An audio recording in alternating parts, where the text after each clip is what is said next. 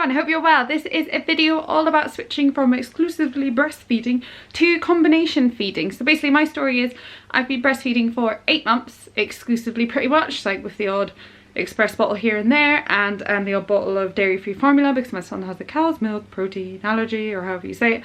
And we're about to start like the milk ladder thing with him to try and grow him out of his intolerance. But anyway, I digress. Yeah, he has been exclusively breastfed for 8 months, and I'm going back to work in a week and a bit. So we thought, while he's gone to full-time nursery now, we would then have to switch to bottles during the day, because I just couldn't, with our sort of time schedules, how many hours I work, I am full-time. Expressing just wasn't an option. My husband is away a lot because he's in the Navy, and I have a toddler as well, so sitting expressing at work just was never going to happen, unfortunately. But I kind of wasn't ready to give up the whole breastfeeding thing yet. I thought I'd be done by now. I always said, oh, once I get to a few months I'll be happy, once I get to 6 months I'll be happy to stop, once he gets teeth I'll definitely stop. He now has like his 2 bottom teeth and all 4 are coming up here, but still going for some reason, not very sure why. But during the day, as I said, he is now getting 2 bottles of dairy-free formula, which looks like this. This is the Nutramigen, I'm not sure if I'm saying that properly, hypoallergenic formula numero 1. So yeah, he I'm not gonna lie, smells horrendous, like literally awful. Like if you think normal formula smells bad, dairy-free formula literally smells like gone off fish. Yeah, not nice. But it's kind of, it's got like it's very similar consistency, a little bit less yellow from what I remember, and it's a lot stickier when it's like gets wet, and it's sometimes when it leaves residue in the bottle it goes like funny. But yeah, not nice stuff. I was convinced that we would never get him to take it, just because when I've tried in the past, when I've been out or if I haven't quite expressed enough, it's been very hard to get him to take this. But we seem to be doing okay now. And kind of the way we managed it is, I was very, very lucky. Well, not lucky, I was not lucky at all. That is completely the wrong word. When Lachlan was born, he couldn't latch for the first month. So I had to exclusively express a million billion times a day to get my milk supply up and feed him with a bottle. So he has had a bottle in the past and he's taken it fine. I know there's a lot of women out there who are breastfeeding and want to switch to combi feeding and their babies won't take a bottle. I think in that sense, from what I can understand, the best thing to do is to just persevere. I know it sounds really, really like what are you saying? You don't know, your baby takes a bottle. You know what I mean? But there's so many different brands, there's so many different types to try. And I know you don't want to waste your money, you don't want to buy loads, but maybe if friends have a certain type, maybe they could sterilize one and let you try it just to see if your baby will take it. From what I've heard from friends, eventually they do just take it, or if they're at the sort of age that Lachlan's at, kind of like 8ish months, maybe a little bit older, you could maybe try giving it in a cup instead, because Lachlan started having water in a sippy cup thing, so he'd probably drink milk out of that. But luckily for me, he does just drink a bottle. At first we were using these Medela sort of breastfeeding specific bottles with the really funny teat. When I brought this into nursery, they were like, what's that? I've never seen one like that, because it's got like a kind of airflow system thing in it there that makes it really hard for them to sort of get it out. Not hard, but just makes them work for a bit more so it doesn't sort of disrupt breastfeeding in that in the beginning, from what I understand. Really good bottles. We've used these are what I used in the beginning, but he's older now and breastfeeding is completely established and there's no problems there. So instead we are using just plain Tommy Tippy bottles. I was going to go down the whole anti-colic bottle route, which are like these are left over from Isla. But then I thought, why am I making things harder for myself? Why am I putting like so many bits to get washed and everything when I'm sure he'll just drink from this fine? So we were like, we'll try these, and if he gets really burpy and gassy and horrible with the formula, then we might switch to these. But so far he's been fine, so we are going with these. By the time Lachlan started this week, he had dropped his feeds during the day down to 2 feeds a day. And it was really hard with breastfeeding. Like when he started nursery, we gave them like 3 or 4 bottles, because I was like, I don't know how much milk he actually gets from me in comparison to what you put in a bottle. So I kind of gave them more than what I thought they'd need, just in case like he did have loads and loads and I just didn't realise. But he is just taking 2 bottles, which is great. And I thought there'd be an issue, because when I try to bottle feed him, he's really fussy and he grabs at me and he pulls at me and everything else. But I think it might be because he's in a completely different environment and he's with people who have no association with feeding with him at all.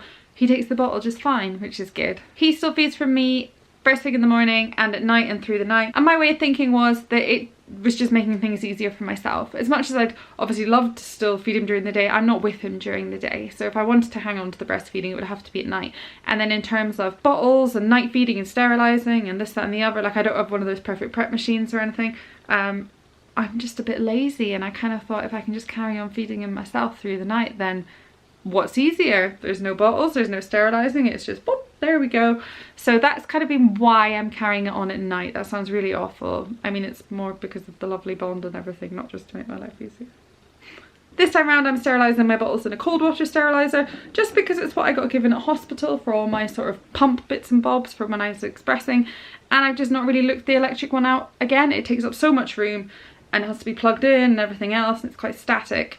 So I just thought, well, I'll just keep using the cold water one for now, and if not, I've got a microwave one that I can use as well, so I might try that out. But because we're only sterilising 2 bottles a day, it's not really that sort of labour intensive or anything, so everything fits in the little cold water steriliser quite fine. In terms of me and the way I feel, I found the transition a bit painful, obviously, because I've dropped 2 feeds during the day, and I was going to sort of express off. And I've got this really handy hacker pump that I use that literally you just squeeze and attach and just leave it and it draws your milk out. And I use this a lot for when I was out and about, or sort of leaving him for a night and I would be out and I'd get a bit sore, I'd go to the toilet and use this. So I do really love this, and I was all sort of prepared to have to do it. I have a review of this, actually, a review video, so I'll pop that below. But I was ready to like have to, you know, take the edge off, but I've not really had to. I've managed to sort of persevere just to sort of try and not mess up my milk supply so much and sort of get it going again. So on the first day I did it a little bit, and then since then I've just not bothered. I've kind of gone with the pain, and I've not let myself get completely engorged to the point where I'm really sore and like your nipples go in funny directions and all that sort of thing because they're like, ah, what's going on? I've kind of just gotten like really full and like a heavy feeling and maybe a little bit of pain, and if I like bump them they'd be sore. But now I'm a week in, that's a lot less. So obviously my supply is starting to go down quite a lot, and then I get worried about not being able to feed properly at night. But then last night he like fed for like 2 hours, so he's probably bumped my supply back up again. So sorry, this is not like a how-to combi feed sort of video, it's more just telling you my experience. But in terms of tips, I would say figure out a schedule, stick to it, because I don't think my body would let me pick and choose when I feed him sort of thing. It kind of needs to be at a certain time of day or not sort of thing, just to stop the whole supply messing up and everything. So it'd be kind of pick your time, stick to it, stick to your schedule, introduce the bottle as soon as you can, let someone else feed the baby if possible, just because they're not associating that person with breastfeeding. Try loads of different bottles out, ask a friend, see if you can sterilise one of theirs instead of wasting money. In terms of types of formula, I can't really comment on that. We use the dairy-free one, and we've used other ones in the past, normal ones with Isla, and I think they're all very much same sort of thing. So just go with whatever you'd like to, and just make sure you're sterilising everything properly, and make sure you're taking care of yourself and listening to your body. And if you're getting really sore, I'm at the end of the day now and I can feel like it's quite hard.